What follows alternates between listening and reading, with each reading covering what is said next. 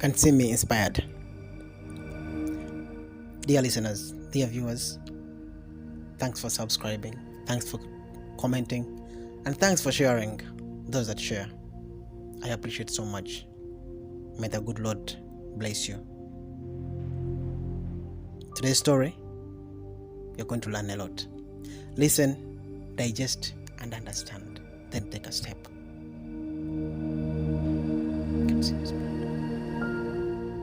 This is the story of my life. It has taken me over 30 years, but it's beating in my mind as if it just happened yesterday. My name is Salo. I was born in a poor family in one of the slum villages of India. I grew up with my brother and mother. Mother used to go early in the morning to find means of our survival, and my brother was a cleaner at a train station.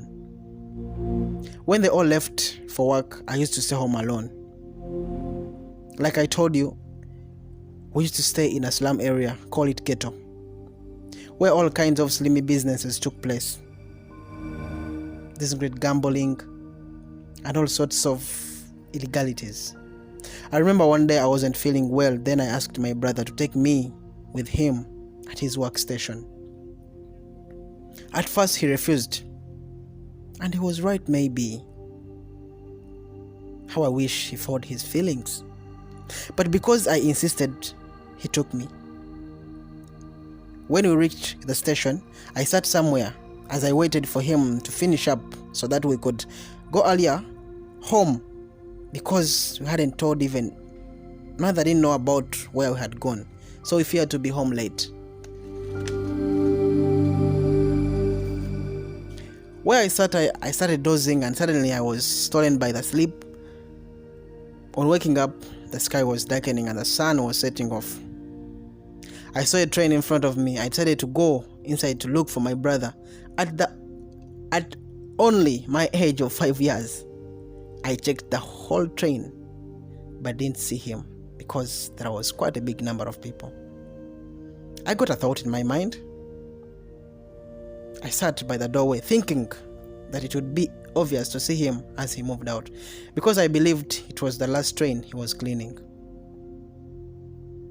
I don't know whether it was hunger or sickness, but I kept on slumbering and dozing. Then I slept off again. This train's journey was a 2-day duration to reach its destination. For sure, I woke up when the train is almost halfway of the journey. Just imagine. I couldn't realize where I was. So many people, nowhere to start from. I couldn't read to understand where I was because I was illiterate. Imagine a 5-year-old boy in an area where he wasn't understanding. I started crying, but none cared because it was an overpopulated area, so busy, and everyone cared about their own business. This is where I started being a street kid. I played with my fellow street kids. We could play football, play in the rain. When we got hungry, we could go nearby restaurants and pick leftovers in the dustbins. One day, I remember I was nearby a restaurant, waiting for thrown food so that I pick and eat, of course. There was this man in the restaurant who was eating. I watched him eat, but the more he put food in his mouth, on my side I chewed and imitated how he was eating. The man saw me and came to me. I wanted to run because then we were always harassed by the law keepers because we were considered as lawbreakers. You know that? But he said, "Don't run, kid. Come get food." I stopped. He held me by the hand and asked me why I was on the street, but had no answer for this question. This man thought I was one of the kids thrown away by the unserious and unread mothers. He took me to an orphanage to keep me. At an orphanage, they tried to trace my roots, but failed because I wasn't of any value in it, as I didn't know even my mother's name. I only knew my brother, not even my village name. Don't blame me. I was a kid. How could I know? Oh, really? Days and nights passed by. By luck, or call it chance, I was attracted or attractive to one of the Australian families that came and adopted me. This is where another chapter of my life started from. This family took me and cared for me as if I was their own son. But I felt within me they were not my real parents. To cut the story short, I was raised, I was given a good education, but I spent 10 hours on the computer using Google looking for a train station or a village in India where I could realize. Those who know India know it as an over train stationed country. There's so many train stations. There's so many villages. But I didn't give up. I kept on looking for that train station where my brother worked, for that village where my family lived. Until one day, I saw a place familiar to my childhood memory. This took me over 16 hours a day on a computer for 25 good years when I was searching for this area.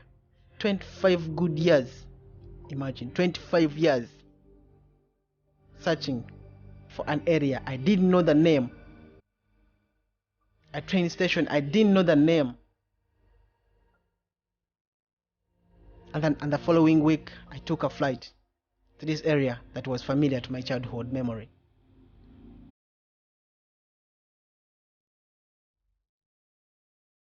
Reaching the area was so changed and a bit developed, but our house hadn't. I stood at the front, trying to see whether I could see my brother or mother. A very old woman came and hugged me from the back and said, "I felt you. I felt you were still alive, my son." It was my mother. It was my mother. I know. I know you understand the situation where we were in. Tears of joy, we hugged and cried. Looked into her eyes and hugged again and again over times. No talks between, only tears rolling down from her eyes. "Where is Gudu?" I asked for my brother. My mother cried the more. I saw grievance and sorrow in her eyes. She gave me the sad story. My brother had died on the same day I got lost. I know what you're imagining now. Yes, it is true. Mother lost 2 kids on the same day. So hurting. My brother was knocked down by a speeded train as he was trying to look for me in confusion of where I was. People gathered to see the lost kid that came back. People were around me and my mother because people couldn't believe it. They saw it as a miracle. That is my story. Wow. I know a lot you have learned from this story, but let me remind you of a few, dear viewers of Can Seem Inspired. Do you ever sit and feel you should give up because you have overtried? If Salo sat for over 10 hours, 16 hours a day, for 25 years looking for a small village in the big India, then why would you give up? Imagine he didn't even know the names of the village, the names of the train station. Don't just give up. Still persist. Second lesson. Patience, desire for what he wanted, made him do what he did in persistence.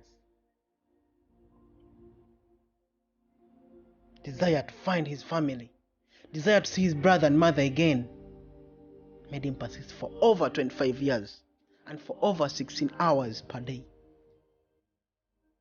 Dear parents, this is a third lesson. Teach kids your names, phone numbers and village names, where they live, and the things that can help them in your absence. Just imagine this kid had known the mother's name, the brother's name. Yes, he knew the brother's name, but the mother's name he didn't know. No phone number, no village name. Maybe he wouldn't get lost if he knew that. Teach us your kids. Another thing, believe in your feelings and instincts. If Guru the brother believed in his instincts and feelings, maybe he wouldn't go with Salo. Believe within yourself. Self-belief. He believed he would meet his family again, and so did his mother. And it was true, they still lived. So dear viewers, dear listeners, dear commenters, dear subscribers, believe in yourself. You can seem inspired.